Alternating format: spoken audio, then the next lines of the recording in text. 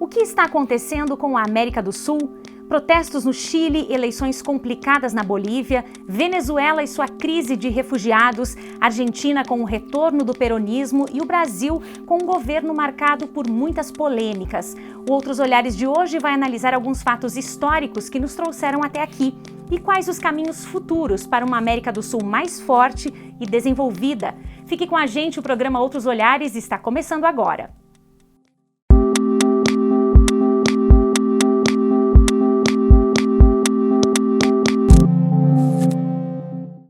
Nosso convidado de hoje para discutir esse tema tão amplo e efervescente é o professor da UNO-Chapecó, cientista político Licério de Oliveira. Seja bem-vindo, professor. Muito obrigada por ter aceito o nosso convite. Eu que agradeço, estamos aí para bater papo. Isso aí, vamos conversar e tentar entender um pouquinho disso tudo que está acontecendo na América do Sul, com bastante preocupação também, né, professor? Mas antes de lhe fazer a primeira pergunta, eu gostaria de registrar, para quem nos acompanha aqui no programa, que a gente não tem a pretensão de esgotar esse assunto, porque o tema ele é muito amplo, ele é muito complexo, ele pode ser analisado também sob diversas perspectivas. A gente escolheu fazer um recorte histórico e político, por isso que a gente lhe convidou aqui também para entender um pouquinho dessa situação toda. Professor, vamos começar pela América do Sul. Que região é essa? A gente sabe que tem um item aí que é o subdesenvolvimento, a gente é dependente de capital externo. Quem é a América do Sul? Nós somos, digamos assim, frutos da colonização, né?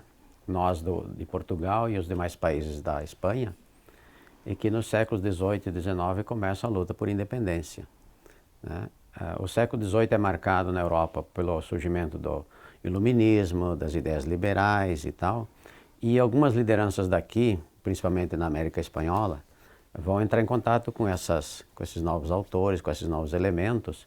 Isso vai impulsionar algumas compreensões de que é possível, sim, lutar por uma independência. O que era uma novidade na época seria um processo revolucionário, como foi na América Espanhola e não foi no Brasil, né? Olha só, então tem muitos pontos aí. Culturalmente falando, professor, a América do Sul, ela tem traços parecidos? Na verdade, a América do Sul ela é uma diversidade, né? Mas originalmente ela é composta por povos indígenas, que a gente chama, né? Mas com uma diversidade cultural, histórica muito grande. No Brasil mesmo a gente tem muitos povos indígenas diferentes, né? Na América Latina, muito mais ainda, né? Na América Espanhola, da América do Sul, povos muito diferentes. E essas culturas, obviamente, vão ser vítimas do colonizador, dos colonizadores, no caso, né? E esse colonizador é um expropriador de toda a riqueza possível encontrada para abastecer os porões da nobreza, né? Da riqueza, da igreja da época, né? Tanto é que os monumentos estão todos cheios de ouro. É possível que muitos bancos centrais desses países estejam lotados de toneladas de ouro e prata, né? Enquanto que esses povos, os indígenas, foram dizimados, alguns povos sumiram, foram extintos, e os colonizadores trouxeram para cá pessoas das mais diferentes situações, mas sempre na condição de ou empregados, ou no caso dos africanos que eles sequestraram na África para serem seus escravos. Olha só, e aí a gente é marcado por esse extrativismo, né? E aí a América tem grupos políticos, grupos elitistas da elite colonizadora e depois da elite que luta pela independência, que vão disputar o poder, né? Em benefício próprio, né? Grupos de interesse muito fortes. E na América Espanhola você tem basicamente duas correntes políticas nesse período aí pós-colônia, no período, principalmente no século XIX, que são aqueles que se auto-intitulam liberais, que vão estar baseados nos pressupostos do iluminismo, com algumas deformações, obviamente, e os conservadores, que são oriundos do período da colônia, que são aqueles que estavam a serviço do rei, ou das monarquias, no caso, né? Esses grupos vão disputar poder. É o caso da Bolívia, por exemplo, que vai ter, até a eleição do Evo, 193 golpes de Estado. Nossa, é muita coisa, né? É muita coisa. É um negócio absurdo, não tem estabilidade política, não tem uma construção de uma nação, o povo não fazia parte do poder, ou os benefícios da sociedade econômica não voltavam ao povo, muita corrupção, muita expropriação da riqueza. E o Brasil e os outros países também não é muito diferente, né? Pois é, vamos tentar dar uma circulada aqui nos principais países da América do Sul, principais no seguinte sentido, de que eles têm aparecido mais na mídia ultimamente. Sim. E a gente começa falando um pouquinho da Venezuela. Olha só, a Venezuela, atualmente a gente tem dois líderes disputando aí o poder, né? O presidente e um líder que também se auto-intitula presidente, ou enfim, tenta assumir esse comando, que é o Nicolás Maduro e o opositor dele, o Juan Guaidó, disputando toda essa questão aqui. Mas agora, professor, a gente gostaria de entender o que fez a Venezuela chegar nesse ponto político que está hoje. A Venezuela, lá no período da colônia, no final da colônia para a independência, ela tem o grande líder deles, que é o Simão Bolívar, né? Que não tem nada a ver com esse Bolívar do Hugo Chávez, né? O Bolívar foi é filho de uma família rica, detentora de escravos, detentora de minas, detentora de poder econômico, né? Mas que vai ser protegido por um tio, porque os pais dele morrem quando ele era criança, e ele vai estudar. Vai ser um cara que vai poder estudar, vai para a Europa, vai estudar na Espanha, vai circular, vai fazer estrutura militar, né? Vai ter conhecimento dos grandes pensadores. É um cara que, comparativamente ao que estava acontecendo na época dele, é um cara à frente do seu tempo. Né? E vai para os Estados Unidos, vai entender a formação dos Estados Unidos, que começa no processo de confederação. Né? Ele traz essa ideia para tentar unificar o que ele chama de Gran Colômbia, que é a Venezuela, que seria hoje, né? Venezuela, Colômbia, Equador, Bolívia, né? E vai buscar o apoio, pelo menos vai conversar com o Juan Martins, que é o líder da independência da Argentina. E eles vão conversar e tal, só que um defende uma proposta, outro defende outra, e quando eles vão tentar elaborar essa concepção de construir uma unidade, os grupos oriundos do controle espanhol vão, digamos assim, cada um buscar o seu pedaço. E aí o Bolívar vai sim lutar muito, vai se tornar um líder importante, né? Já com 24 anos de idade já vai ser um líder importante, aos 30 já vai assumir o país e tal, mas vai falecer com 40 e poucos anos. O Juan Martins é um cara nascido na Argentina, também de família abastada, com formação militar, vai estudar na Europa, né? Volta para a Argentina e vai visualizar, passa pela Inglaterra, todos os caras assim com um nível importante. E vai, voltando para a Argentina, também vai lutar pela independência. Então são duas lideranças, entre outros, né, que vão lutar bravamente para emancipar os seus povos, o seu país, por entender que ali é possível construir uma nação no modelo já existente na Europa, no conceito iluminista de liberdade e tal, né, de igualdade. O Bolívar, por exemplo, já no início ele vai proclamar a libertação dos escravos, né, coisa que toda a América aqui era escravista. Né? O Brasil é escravista até 1888 e ele vai libertar os escravos nos anos 20, na década de 1820. Olha só. Então são coisas assim extremamente importantes. E esse tipo de situação vai levar a Venezuela a ser uma líder num certo momento. Né? Já no século XX, quando descobre o petróleo, aguça outra disputa. Porque aí são bilhões e no tempo são trilhões de dólares. Claro, aí entra uma disputa econômica, né, professor? Daí é muito complicado também. Nos anos 90, o Hugo Chávez, né, que é a referência mais recente, vai tentar um golpe de Estado, ele como militar. Não vai conseguir o sucesso, vai ser preso e tal, cumprir pena, mas volta com toda aquela condição que lhe fez presidente. Contra quem? Contra o que ele chama de corrupção por causa do petróleo. Porque como é que um país que hoje é o maior petroleiro, o país que tem o maior estoque de petróleo, vive numa situação de miséria? Ou historicamente o povo nunca foi beneficiado. Então tem alguma coisa errada, né? Pois é, professor, e justamente essa questão que a gente vê agora, tem um dado aqui que diz que 5 milhões de pessoas já fugiram da Venezuela, muitas delas vieram para o Brasil, inclusive aqui pertinho, tem uma comunidade aqui em Guatambu de venezuelanos também, então esse problema está muito próximo da gente, está muito aqui. As pessoas não querem mais ficar na Venezuela. É porque toda essa riqueza, ao invés de beneficiar o país, causou essa tragédia toda. Quer dizer, é aquilo que alguns autores chamam de a maldição do petróleo. Ao invés de ser a bênção, ao invés de ser a grandeza, ao invés de ser a maior riqueza em benefício do país, a disputa por essa dinheirama toda vai levar a tragédias pior, né, do que se o país não tivesse essa riqueza. Mas o que a gente pode esperar, especialmente em nome dessas pessoas que estão nessa situação de pobreza extrema, né, estão fugindo do seu próprio país? O problema é que agora, como a Venezuela está sem força política e eles não estão se entendendo e coisa e tal, as grandes potências não querem o bem da Venezuela, eles querem o petróleo. Então, de um lado está a Rússia e a China, que dão a segurada, e do outro lado as petroleiras europeias e norte-americanas também disputando. E obviamente que entre essas petroleiras, tanto privadas como públicas, não brigam, né? Eles administram, mas também eles não dizem assim, ó, um fica controlando o outro, enquanto que no meio está o povo sofrendo, né, essa disputa carnificina, né, essa tragédia, né, mesmo diante da maior riqueza que se sabe que tem no mundo, que está ali no petróleo. Né? Que coisa, né? Agora, professor, a gente também tem a situação da Argentina, tivemos eleições para a presidência da Argentina, agora recentemente, né? E temos a volta do peronismo. Eu queria que você explicasse para nós um pouquinho o que foi o peronismo, né? Quais as características desse modelo de governo que agora voltou, aí ascendeu de novo ao poder? O peronismo vem do grande líder político que a Argentina teve nos anos 50, Juan Domingo Perón, né? E aí a Evita Perón e tudo mais, né? Ele militar e ela esposa e depois se transforma numa grande líder quando o Perón falece. E cria-se todo esse movimento do peronismo, que é na verdade a herança política de toda a proposta de desenvolvimento que ele tinha na Argentina, que obviamente não é o modelo oligarca tradicional que perdura até hoje ainda na maioria dos países da América Latina e da América do Sul especialmente.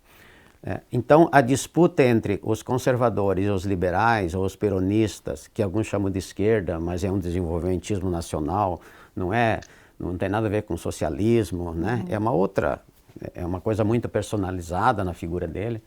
É a ideia de que o país tem que trabalhar para desenvolver a qualidade de vida do seu povo. Eu não sei se isso é esquerda, eu não vejo isso como esquerda, né? Pelo contrário, eu acho isso é uma grandeza, um país ou um governante pensar de que o país tem que beneficiar primeiramente o seu povo. Né? E aí, entre os liberais que querem, obviamente, montar uma lógica de mercado e os que entendem que as riquezas do país têm que beneficiar primeiro o povo e depois os grandes capitais, faz com que essa disputa, né, hoje agora pelo voto, obviamente, mas no passado recente por questões de golpe militar, faz com que essa disputa aconteça aí entre o kirchnerismo, né? Kirchnerismo, e os outros que nesse momento é representado pelo Macri, mas já foi representado pelo Menem, que é um ex-peronista, mas que aderiu ao chamado neoliberalismo.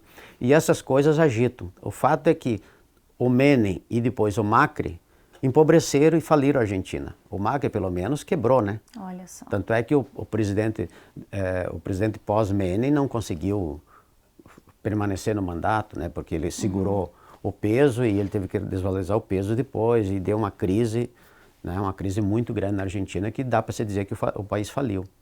Agora, outra situação, né? Como a gente tem as mídias sociais, que no passado não se tinha, as pessoas têm muito mais acesso à informação e isso perturba muito os políticos. Olha só. Perturba muito o poder, perturba inclusive as corporações, as marcas, porque a gente tem acesso à informação que no passado a gente não tinha. Então é muito mais rápida a informação em situações que antes a gente não sabia que tinha. Agora a gente sabe. Mudou o cenário, né? Mudou completamente o cenário. Então a política, aqueles que usam a mídia social para fazer política, se aproveitam disso para o mal ou para o bem. Claro. Mas quando alguém tenta enganar o povo e o povo pega a informação e compartilha, o político fica se olhando, né, o que está acontecendo? Na verdade, as pessoas já sabem o que ele acha que as pessoas não sabem. Olha só, é um novo cenário em várias perspectivas aqui. Agora, professora, a Argentina, ela já figurou entre as 10 maiores economias mundiais há um tempo atrás, né? Sim. E hoje já caiu bastante, né, essa posição, e a gente tem conversando com colegas, com professores que circulam aqui pela UNO Chapecó, que são da Argentina e estudam aqui, eles comentam de toda essa cultura de corrupção que a Argentina vive, né? Isso procede? O que pode se esperar da Argentina também? Na verdade é o seguinte, todo o processo de formação dos estados nacionais foi sempre de expropriação, correto? O colonizador deixou essa herança para nós aqui, de expropriar a riqueza. Aqui no Brasil você tem os coronéis, todos eles, se não todos, a maioria, escravocratas. Então, se você tem essa cultura do controle para expropriar a riqueza e você tem uma sociedade escravocrata, é de expropriar a vida humana. Acontece a independência, esse modelo oligarca, agrarista de expropriação da riqueza, de destruição da natureza, continua. Depois vem o fim da escravidão, mas a população negra fica excluída. Quando essa população começa a fazer política, ou pelo menos é chamada, ou conquista espaço, essas elites não permitem mudança social. E elas entendem que o espaço público não existe para o povo, existe para elas. Elas têm que se apropriar do Estado. O Estado tem que estar a serviço. Quando o Estado atua, eles dizem que é um Estado interventor. Quando o Estado não atua, o povo reclama pela ausência do Estado. E a gente não consegue chegar a um entendimento mínimo, como os países europeus, a grande maioria chegou, e construir uma sociedade com alta qualidade de vida. E aí você não tem isso. As escolas, a Argentina tem uma escola muito melhor que a nossa, né? O Chile tem, mesmo com os problemas, tem uma escola melhor que a nossa, o Uruguai tem uma escola melhor. Mas a gente não consegue ter um modelo que tenha continuidade. Quer dizer, qual é o projeto de nação que se tem? As oligarquias nunca tiveram um projeto de nação, eles têm um projeto de expropriação. Essa é uma diferença fundamental para a gente compreender que, se perguntar para as pessoas, como é que se visualiza o país daqui 30, 40 anos, independente de quem sejam os governantes? É a pergunta que eu gostaria de lhe fazer também. Entende? É difícil você imaginar, porque se você tem um grande potencial de trilhões de dólares, no caso do Brasil, e de bilhões e centenas de bilhões nos outros países, como é que o povo não consegue se beneficiar? Como é que a economia, a tecnologia não consegue crescer? Porque há uma evasão de divisa, né? O modelo tributário brasileiro é um modelo que facilita o traficante tributário, aquele cara que usa, pega o dinheiro público, joga para a corrupção, né? E trafica influências, né? Como o traficante faz com a droga, ele faz com o dinheiro, né? E aí, como é que você pode pensar uma política séria desse jeito? Então, esse é um problema crasso, né, da herança que a gente tem e não consegue superar isso. Olha só, daqui a pouquinho a gente vai aprofundar mais essas questões, professor, e já nós vamos falar de outros países da América do Sul que também têm tido destaque na mídia aí, infelizmente de uma forma negativa, né? Mas nós já seguimos o assunto aqui. O programa Outros Olhares de hoje é sobre a situação atual da América do Sul, do ponto de vista histórico e político. Nós já voltamos, o intervalo é rápido.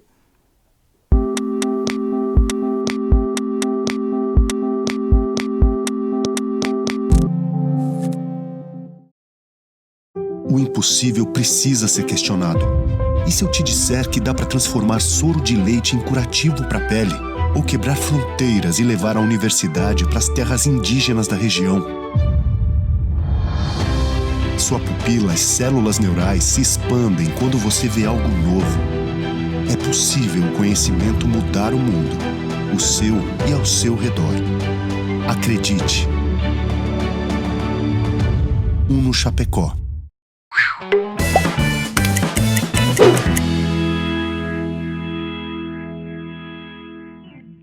Desde 2011, estudantes da Uno Chapecó desenvolvem oficinas reflexivas sobre a biodiversidade e os problemas socioambientais da região com alunos de escolas de Chapecó.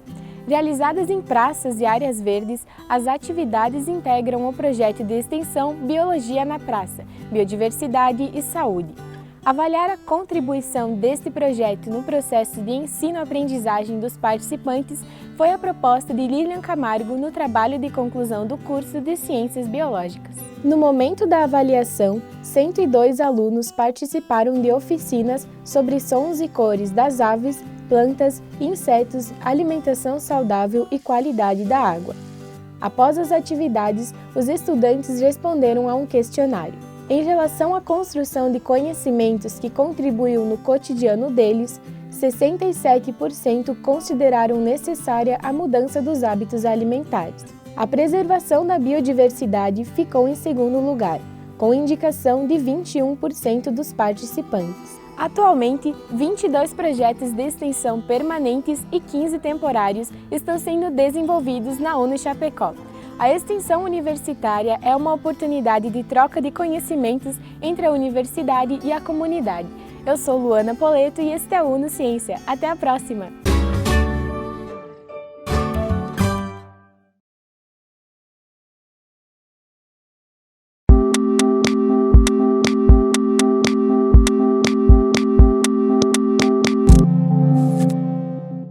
Estamos de volta com Outros Olhares, hoje tentando compreender um pouco a situação atual da América do Sul, considerando a história e a política. O nosso convidado é o professor da Uno Chapecó, cientista político, Licério de Oliveira. Professor, mais uma vez, muito obrigada pela sua presença aqui conosco. Gostaríamos de começar esse segundo bloco aqui falando um pouquinho do Chile, da história do Chile, né? Agora, em 2010, a gente teve o Piñera eleito pelo povo como presidente do Chile. ele que é um bilionário de direita, né? Então é interessante a gente tentar entender um pouquinho quem é ele e ele também tem enfrentado a revolta dos estudantes, uma onda de violência no Chile muito forte que a gente tem visto pela televisão, enfim, pelas mídias sociais também. Os estudantes muito revoltados, muita violência. Por que está acontecendo isso, professor? O Piñera, atual presidente, ele, digamos assim, alternou os últimos 4 governos com a Michelet, né? O Piñera, a Michelet, o Piñera e a Michelet, né? Que são os últimos, 2 pessoas que fizeram os últimos 4 mandatos. Ele é oriundo, obviamente, da direita, como você falou, um grande empresário, um bilionário, e que defende a tese do mercado diante de qualquer outra circunstância. E a Michelet, numa tentativa da oposição ao regime militar, que alguns chamam de esquerda, outros chamam de social-democracia, socialismo, etc., governou por 2 vezes, mas não fez todas aquelas contra-reformas que os militares forçadamente fizeram. Porque em 73, quando o Pinochet derruba o Allende, mata, etc., foi um assalto ao poder, não foi só um golpe de Estado, né? Ou seja, eles se apropriaram do Estado e ao invés de beneficiar o povo, que em tese teria que se fazer isso, né? Eles beneficiaram o capital. E tudo aquilo que o Estado deveria fazer, então, para melhorar a vida do povo chileno, eles excluíram, eles dizimaram, eles destruíram e entregaram para as grandes corporações. Ou seja, a saúde, a educação, a infraestrutura, água, né? Todo o sistema... Previdência, né? Previdência. Ou seja, ao invés de eles trabalhar para o povo, eles trabalharam para o capital. Um capital expropriador. Tanto é que o Chile é o último país entre os 20 e poucos países da OCDE em desigualdade, em qualidade de vida e tal, né? Tem uma diferença muito grande. 1% dos chilenos tem 25% da renda nacional, né? É muito parecido com o Brasil. Aí chega-se a um certo ponto que as pessoas querem se aposentar e aquele fundo de previdência da chamada capitalização que o Guedes quer implantar no Brasil dá uma miséria lá para os aposentados e o índice de suicídio dos aposentados chega a 17 para cada 100 mil idosos. É um altíssimo índice, ou seja, isso é uma tragédia que eles construíram nesse período.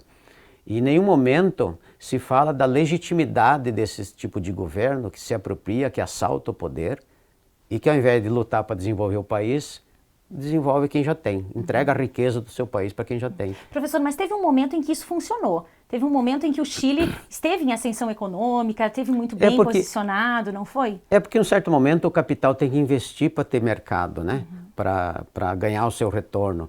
Mas ele vai sugando e chega um certo momento que não dá mais a volta. Por quê?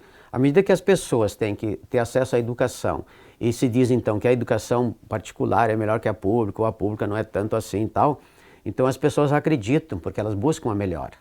Mas chega um certo momento que a dívida começa a vencer. As pessoas pagam mensalidade, financiam, como aqui no Brasil, parte dos estudantes financiam. E como é que se fica depois que você tem que pagar isso? Parte vai conseguir pagar, uma parte não vai conseguir pagar. E as empresas que são lucrativas, que usam a educação como uma mercadoria, vão, digamos assim, ver o mercado, não vão ver as pessoas, não vão ver um projeto de nação. Eles não trabalham na lógica de um país, eles trabalham na lógica do mercado. E isso em qualquer país chega um certo momento que se explode, não tem como. Né? E aí você cria uma crise política como essa. Mas o Piñera, num primeiro momento, ele teve uma postura mais incisiva em relação aos estudantes, que não iria ceder, mas depois acabou se desculpando e negociando, conversando. Você acredita que, professor, que vai ter algum resultado positivo esse movimento todo? Só se tiver uma nova eleição, ou acontecer uma nova eleição, e eles fizerem uma reforma na Constituição. Senão, ele não vai abrir mão desse privilégio bilionário que eles têm no Chile. O Piñera é desse grupo aí, por isso ele é bilionário. No primeiro mandato dele, a imprensa nacional que não divulgou muito, eu acompanhei isso pela internet, os estudantes passaram grande parte do mandato dele reclamando e fazendo mobilizações e eles reprimindo os estudantes. Então, algumas das lideranças atuais da política chilena surgiram nesses movimentos no primeiro mandato do Piñera. Agora está surgindo uma nova geração de estudantes. Então você veja que o movimento estudantil, ele não é só escola, ele é também educação política. E nesses momentos surgem lideranças novas, como surgiu aqui no Brasil, na época do impeachment do Collor, surgiram várias lideranças políticas, inclusive estaduais e nacionais. Então esse tipo de situação é importante para mostrar uma situação que não está bem, né? Os pais, vendo os estudantes nessa situação, obviamente vão apoiar os filhos, Então a sociedade começa a ser minada pelos estudantes. Por isso aquele 1 milhão e pouco na mobilização, poucos dias na Praça Central lá de Santiago, né? Certo. Professor, a gente precisa entrar um pouquinho aqui na questão da Bolívia também, que é outro país que tem chamado muita atenção da comunidade internacional, especialmente, né, com um sistema eleitoral aí, o Evo Morales à frente, com um sistema eleitoral que não ficou bem claro. Alguns países, a União Europeia não reconheceu a eleição do Evo Morales, então tem toda aí uma questão polêmica também envolvendo o sistema eleitoral da Bolívia, né? Eu queria que você falasse um pouquinho do Evo Morales. Quem é esse líder indígena que está há tanto tempo aí no comando também da Bolívia? Quem é essa figura? O Evo Morales é uma pessoa que veio da pobreza, né? Era líder dos cocaleiros, né? Que são os produtores de coca, como uma erva, como um chá da cultura indígena boliviana. Não tem nada a ver com a coca, né? A droga ilícita que os traficantes transformam, né? Ele, enquanto camponês e tal, vai ser um líder que vai se destacar, vai fazer alianças com outros movimentos populares, com os operários, né, com a população urbana, que até então era excluída do poder político e das benesses do Estado, da economia, da sociedade boliviana. Tanto é que na Praça Central de La Paz só podiam, digamos, fazer parte dela digamos assim, os brancos, não, os indígenas eram excluídos, discriminados. Só que a população indígena é a maioria na Bolívia. E o Evo representa esse povo, porque ele é de origem indígena. À medida que eles conseguem ganhar o poder, eles viram maioria, compõem o parlamento e constroem uma nova constituição, incorporando o multiculturalismo como patrimônio político da nação. Muda completamente o conceito, inclusive constitucional do país. Feito isso, né, ele vai para um segundo mandato, para um terceiro mandato, e para desejar o quarto mandato, que é agora, ele fez um referendo, convocou para fazer um referendo, se aceitava ou não o quarto mandato. E 52% dos eleitores que votaram disseram não. Aí ele apelou para a corte dizendo que era um direito dele e tal, não sei o quê. E a corte deu a ele o direito de ser presidente, de ser candidato novamente. Então, essa circunstância gerou aquilo que alguns autores estão dizendo, que o Evo não foi correto com a população ao qual ele representa e colocou ele no poder por 3 vezes. Ele deveria ter colocado alguém em nome dele para ser o candidato. E aí, mesmo assim, pelos votos até agora apurados, ele fez a maioria necessária para ser eleito, né? Não a maioria dos votos, mas passou do índice necessário para ser eleito, com a distância de mais de 10 pontos com o segundo colocado, os caras que perderam estão questionando. Então é preciso verificar, fazer uma auditoria e tal, para esclarecer. Entender o que aconteceu. Exatamente, independente de saber se houve má fé ou não houve má fé. Agora, mesmo diante dessa situação toda, professor, a Bolívia, ela deve registrar o maior crescimento econômico da América do Sul aí dos últimos anos, com um avanço de 4% do PIB. Nesse cenário aí em que as empresas privadas elas foram para o controle do Estado, né? Como explicar esse sucesso econômico, sendo que ao mesmo tempo se tem uma instabilidade política também? Não, na verdade a estabilidade política da Bolívia sempre existiu, né? Como eu falei no bloco anterior, a Bolívia teve na sua história 193 golpes de Estado. Então não dá para dizer que algum presidente eleito chegou ao final do mandato. O único que tem um mandato longo, né, com as suas reeleições, é o Evo Morales. Você não tem na história da Bolívia ninguém que diz assim, ó, eu terminei meu mandato, fui reeleito de novo, não tem isso na Bolívia. Então o país nunca teve estabilidade política, certo? A estabilidade política aparece com o Evo agora, né? Nesses 2 primeiros mandatos, até o 3º mandato por ali, tem uma certa estabilidade política e tem um controle das riquezas, principalmente energética, petróleo, gás e tal. E isso reverte em benefício à população, por isso esse crescimento, né? Há uma melhora significativa dos índices de desenvolvimento humano na Bolívia. E o gás que o Brasil consome, grande parte do gás vem da Bolívia, né? Lá no período do governo Fernando Henrique Cardoso foi feito um acordo e foi feita toda essa rede da Petrobras que traz o gás, inclusive aqui para Santa Catarina, né? Vem da Bolívia. Certo, certo. Então essas riquezas naturais, elas ajudam muito aí a Bolívia também nessa posição, né? Essa é a tese, né? Se tem riqueza, o país tem que ter um projeto de nação, né? Claro. Para poder usar as riquezas. Falando em projeto de nação, vamos entrar um pouquinho aqui no Brasil. Professor, queria que você colocasse para a gente um pouquinho, sempre na tentativa de nos ajudar a entender esse contexto, esse cenário político histórico, né? Qual foi o contexto que elegeu o presidente Jair Bolsonaro, né? Que momento que a gente vivia agora, já temos uma distância aí considerável, né? Já temos um ano mais ou menos de distância da eleição. Dá para se olhar para trás e entender esse momento que elegeu o Bolsonaro? Ah, sim. Você sabe que a gente construiu um processo de redemocratização depois da Constituinte, com a nova Constituição. Surgiram os partidos políticos, a eleição do Collor, depois a eleição do Fernando Henrique, e ele inventa a reeleição, que é uma espécie uma espécie de golpe, né? Porque você muda a regra no meio do jogo. Ele consegue a reeleição com todo o aparato que o apoia. Aí depois você desacredita, né? Olha que coisa interessante. Você tem a credibilidade, você comete um erro e entra em descrédito. Aí quem aparece? O Lula, que já vinha tentando, né? O Lula vai ter o mensalão, é reeleito, aí ele coloca a Dilma, que não tinha nenhuma experiência de gestão política, tinha gestão administrativa, mas não política. Consegue fazer pelo menos um governo com boa aprovação, vai para uma reeleição numa condição que ela já não tinha mais a mesma condição por causa das mobilizações de 2013. Certo? 2013 foi um recado muito sério para todos os políticos, inclusive para os prefeitos avaliados, eles caíram lá embaixo em avaliação. Né? Feito isso, a aliança que ele faz, né, o tipo de jogo político que o Lula construiu, que a Dilma manteve, a dificuldade dela dialogar, a habilidade política, né, e a oposição também insignificante, nunca preocupada em pensar o país. Depois, a reeleição da Dilma e o Aécio, um meninão, né, com todos aqueles problemas que depois a gente ficou sabendo, né, vai contestar e tal. Quer dizer, vai destruindo a credibilidade. Vai destruindo a credibilidade dos partidos. E você tem como referência os dois partidos que disputam a presidência, o PSDB e o PT, embora sejam partidos em termos eleitorais para o parlamento, para a Câmara Federal e para o Senado, partidos pequenos. Porque o partido que mais faz voto nesse período aí para a Câmara Federal é o PT em 2002, com 17% dos votos. 17% dos votos na Europa é um partido de terceira, quarta categoria. Não é partido grande. Sim. Como a gente tem essa miscelânea de siglas que não são nem partidos, como é que se governa? Você tem que fazer aliança até com aquele cara que é extremamente oportunista, para você compor a maioria. E tem que distribuir cargos, não tem outro jeito. O professor Nicolau, lá do IUPERJ do Rio de Janeiro, chama de presidencialismo de coalizão. Olha só. Acho que é muito mais de colisão do que coalizão. Né? E isso vai desacreditando. E o presidente Bolsonaro, enquanto deputado, ele era do baixo clero, ele não era uma pessoa que liderava alguma coisa, que apresentava alguma coisa, não era referência positiva de liderança. Mas essa condição dá espaço para que ele, falando o que ele sempre falou, né, não é novidade isso, né, o CQC da Bandeirantes usava muito ele por causa do jeito dele falar, né, chegava um certo momento e dizia assim, ó, sim, o que nós vamos fazer agora?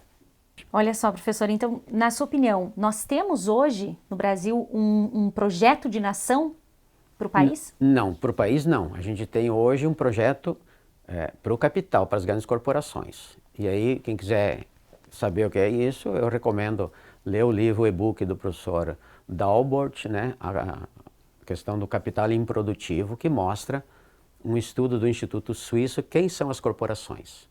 Né? Existem, segundo esse estudo suíço, 28 mega ultra corporações que controlam 40% da riqueza que circula no planeta. É muito mais do que o PIB mundial.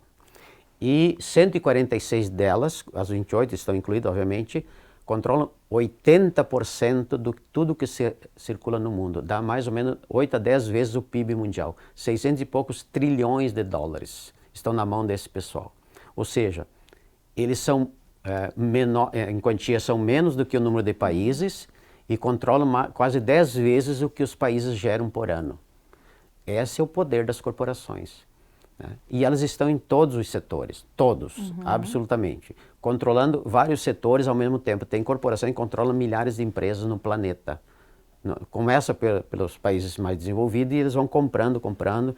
E aqui no Brasil eles vão comprar tudo que for possível que o governo está querendo vender. E eles vão ampliar o seu poder de controle. E os empresários brasileiros acham que isso vai desenvolver o país. Vai desenvolver de forma expropriadora, né? E nós vamos perder uma oportunidade histórica de a gente construir minimamente um desenvolvimento de um país a partir das nossas necessidades e possibilidades. Eles vão mandar muito mais do que já mandam na gente. Olha, professor, esse assunto ele é um tanto pesado, né? A gente tem umas perspectivas aí não tão boas, não tão positivas para esses países que nós comentamos aqui da América do Sul, mas para que a nossa conversa não termine aí num tom de pessimismo, dá para se pensar de forma positiva para a nossa América do Sul, para a gente encerrar aqui a nossa conversa? Você sabe que a gente tem na história da América Latina duas forças políticas históricas que vêm lá da colonização, das independências, que são os liberais e os conservadores. Eles estão aí até hoje. Depois da Segunda Guerra Mundial, a chamada Guerra Fria, surge a esquerda, socialista, comunista, etc., que vai contestar esse tipo de política. Né? Quando essas forças ganham voto, ganham poder político, né, vai ter golpe de Estado. E a América Latina é cheia de golpe de Estado. O Brasil, então, a gente sabe. Né? À medida que você tem a inclusão das pessoas para votar e amplia muito o poder do voto, é evidente que novas ideias vão surgindo e as ideias vão pipocando por aí e as pessoas vão tendo possibilidade de escolha. Quando uma escolha vai mais, digamos assim, para a esquerda, como se diz, esses liberais ou os conservadores perdem as mamatas que eles sempre tiveram e eles tentaram os golpes de Estado. Quando eles não tentam, eles tentam o impeachment, eles tentam qualquer coisa assim, né, para retomar todos os privilégios trilionários que eles sempre tiveram. Esse é um problema. Agora, à medida com as mídias sociais que nós falamos antes, no caso da Argentina e aqui do Brasil também, isso já não está mais escondido. Né? Então, é provável que as coisas vão se reajustando e tal, remanejando para lá e para cá. A mídia é uma polêmica permanente, para o lado bom, para o lado ruim, claro, né? Com certeza. Tem de tudo. Mas a possibilidade da população se informar é muito rápido. Então, não dá para dizer, ó, esse projeto aqui vai dar certo, isso aqui vai tranquilo, isso aqui vai se desenvolver. É difícil prever o futuro, é difícil, né, professor? Né? A dinâmica é muito rápida, então a gente ainda precisa compreender melhor o que vai acontecer com o Brasil, por exemplo, até o final do governo Bolsonaro, depois do próximo a gente nem sabe quem vai ser o próximo, sim, né? Sim. E que perspectiva a gente vai ter, se o Brasil realmente vai melhorar ou não. Tem alguns autores que dizem que a gente vai, pela entrada desse capital das privatizações, do leilão do pré-sal e tal, vai entrar dinheiro, isso vai dar um up no governo. Mas e daí na hora de distribuir a riqueza, vai para o povo ou vai concentrar mais ainda? Se for para o povo, tudo bem. Se concentrar mais ainda, a coisa pode, muito antes do que a gente pensa, dar uma sacudida no país de novo. Pois é. Professor, talvez um bom primeiro passo seja que as pessoas, nós, fiquemos sempre bem informados, né? Tentemos escolher boas informações, boas fontes de informações, para que a gente também tenha condições de brigar pelo que é nosso, pelo que a gente acredita, né? O que eu mais faço é ler diferentes mídias, né? Não só a TV, não só o jornal, claro. Várias fontes para poder fazer um contrabalanço, para não saber que... a gente saber que as verdades estão por aí, não existe apenas uma, né? Exatamente. Professor Licério, muito obrigada pela sua participação aqui no Outros Olhares e até uma próxima oportunidade. Obrigado pelo convite e até a próxima. Tá certo, então. Outros Olhares vai ficando por aqui. Muito obrigada pela sua companhia e até o próximo programa. Tchau, tchau.